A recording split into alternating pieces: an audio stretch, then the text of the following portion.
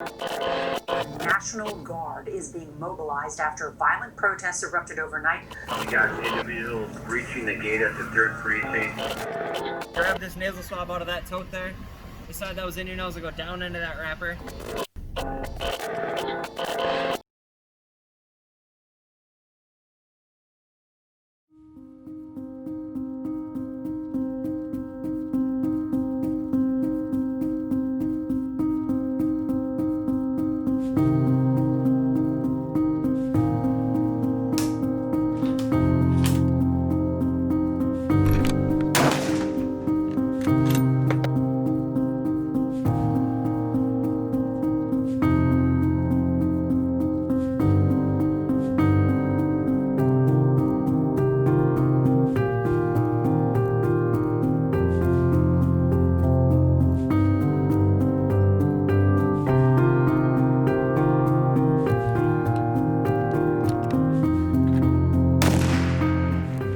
We got to Fairbanks yesterday evening, pretty late, about 11 o'clock. The sun was still up, so it's going to be some adjusting for the light here and our sleep schedules.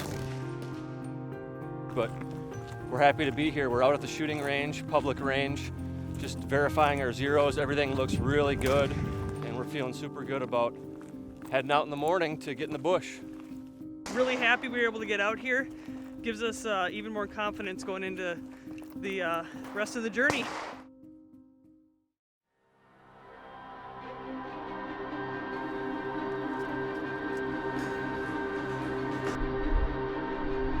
Survival kit for this airplane is behind the curtain here. There's another curtain, it's behind the second curtain. There are 4 emergency exits. All the doors operate by pulling the handles up and out, pushing out. Any other questions, comments, concerns? About 2 hours roughly.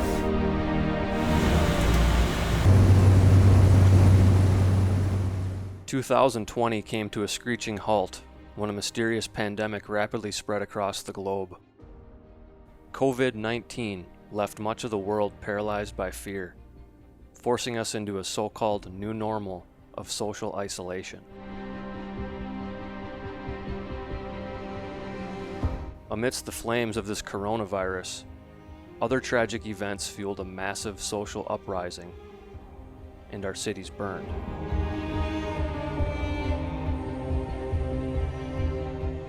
For those of us who find ultimate peace and well-being in our great outdoors, there was no better time to go off the grid and escape the chaos. And there was perhaps no better place to seek solitude and a clear head than Alaska's Arctic tundra. So as you can hear there in the background, our outfitter just took off. What happened was we got here, there was beautiful weather flying in through the Brooks Range. We got to camp. The plan was to jump on a second flight to actually get out to the tundra where our primary camp is going to be along the river here. But he flew one group of hunters out, came back to pick us up, and in just that short amount of time, classic Alaska struck. Bad weather rolled in. High winds, rain, low visibility, so we've been socked into camp. So we went and killed some time. I caught my very first ever Arctic grayling, which was super cool, bucket list type of deal. So it was nice to get that fish, come back here, hang out with everybody, shoot the breeze, trade some stories, a lot of crazy Alaska stories, things like that. And now we're just waiting for things to change so we can get out there.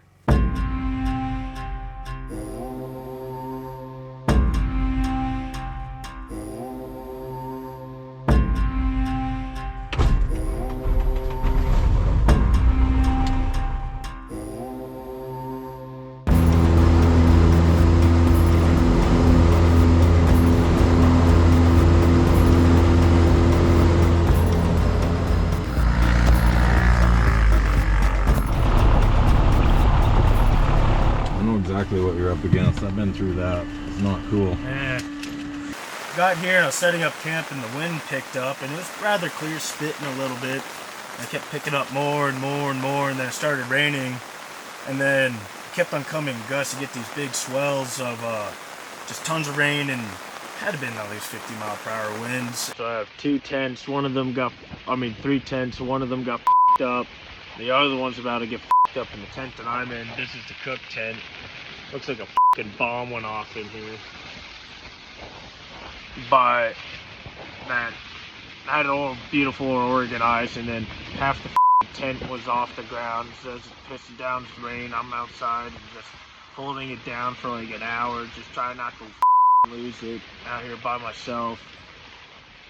Everything's wet, but finally got staked down somehow because the wind died down a little bit, but it's gonna freaking come back again. It keeps off and on, off and on. It sucks. I am cold. Then I got a bunch of water jugs and all the heavy gear and put it to the wind side, so keep it up a little bit, and then just kept doing that all night. It was pretty interesting, pretty wet.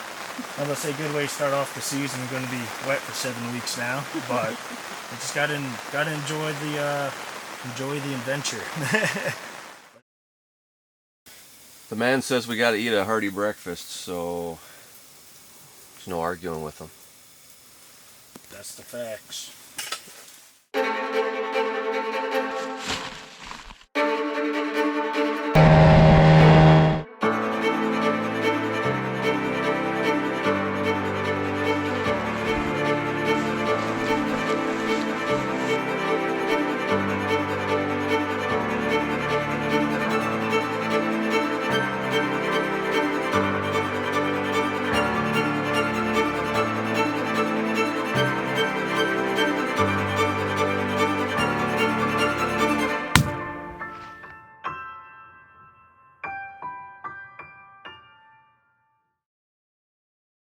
Came down river, I don't know, a few miles, and Hunter spotted one up on the ridge.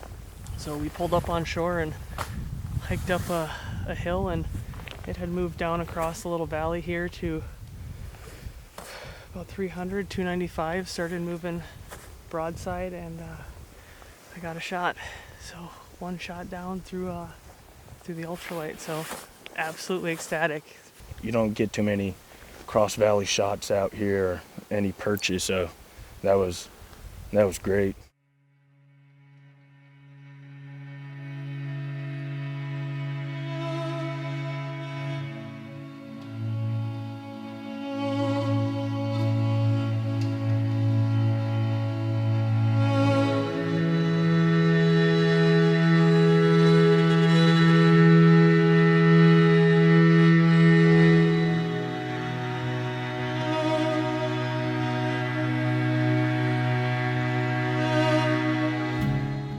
Hunting out here is there is a bit of a misconception sometimes on caribou hunting. Usually you see that big huge herds, just take your picking of them and everything like that, which does happen here at times, but it depends on the season and where they're at and what's going on.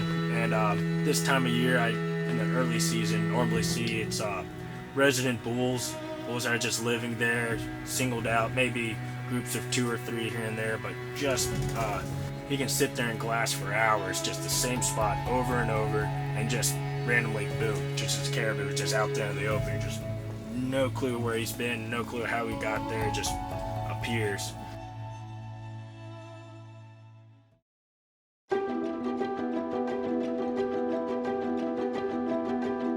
Getting a little bit of a late start, but depending on how you look at it, not necessarily, because it's light all day. So we were out till 5 a.m. hunting, never got dark, and now it's about noon 30.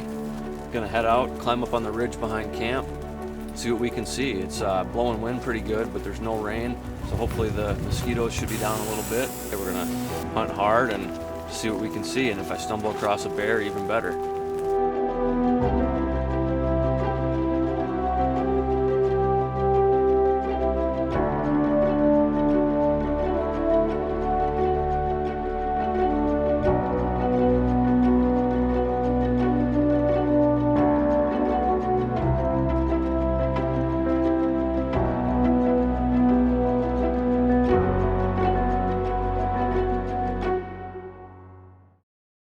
Yesterday we sat on the ridge behind camp all day, and great day for weather, not a lot of bugs. A little bit of rain, definitely some wind like always, but no caribou, except for one caribou we've been seeing near camp that we've been nicknaming Saturday because Saturday is the last day of the hunt, and if he's still around and I haven't shot a bull, I might shoot him. I'd be more than happy to take him, especially since last night when I had caribou meat for the very first time, and it's probably my new favorite wild game, so I really want to put a caribou in the freezer. Big antlers would just be a bonus, but right now we're heading down river to a tributary of this main river where we are going to spike camp tonight, and typically there's a lot of game in the area by that river we're heading to, so we're hoping that's going to change the tides here for us. So just about to jump in the raft and check in with you in a little bit.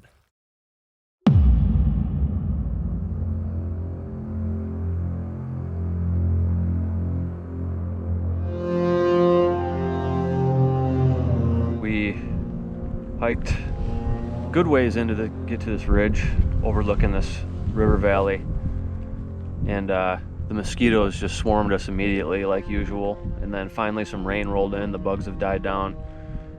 We all took a little nap and we woke up, immediately spotted a cow caribou, and I was just glassing the base of this hill about a mile from us and saw my first ever grizzly bear, which we're gearing up to stalk right now.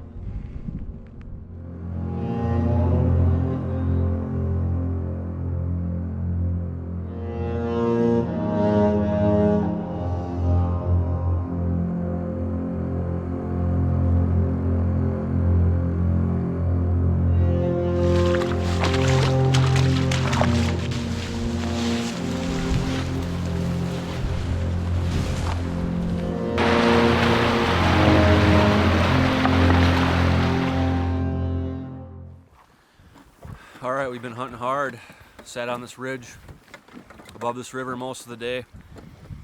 Grizzly stalk earlier went south real fast. We weren't able to cross the river to get to the same side as the bear, and then the bear disappeared, so we ended up having to trudge back to the ridge, sit there for a while and deal with the bugs.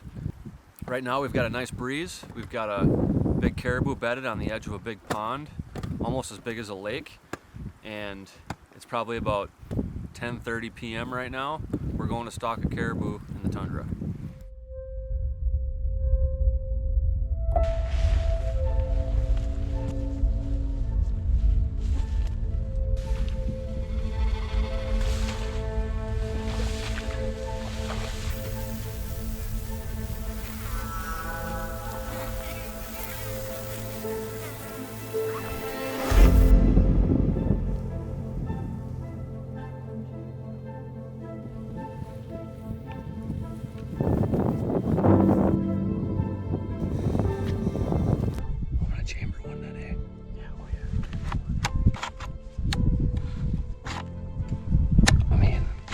Steps forward, a few more steps, I have a clear shot.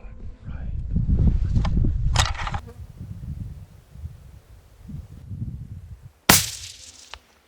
Oh yeah.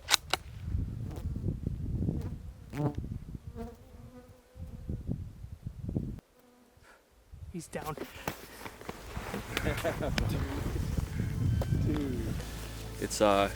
It's almost midnight right now, and we just shot a bull caribou in the tundra.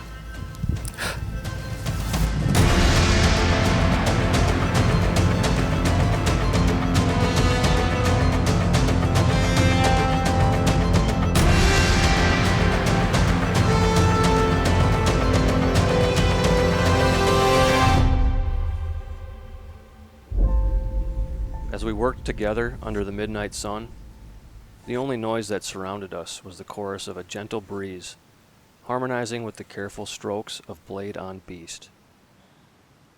Nothing else mattered.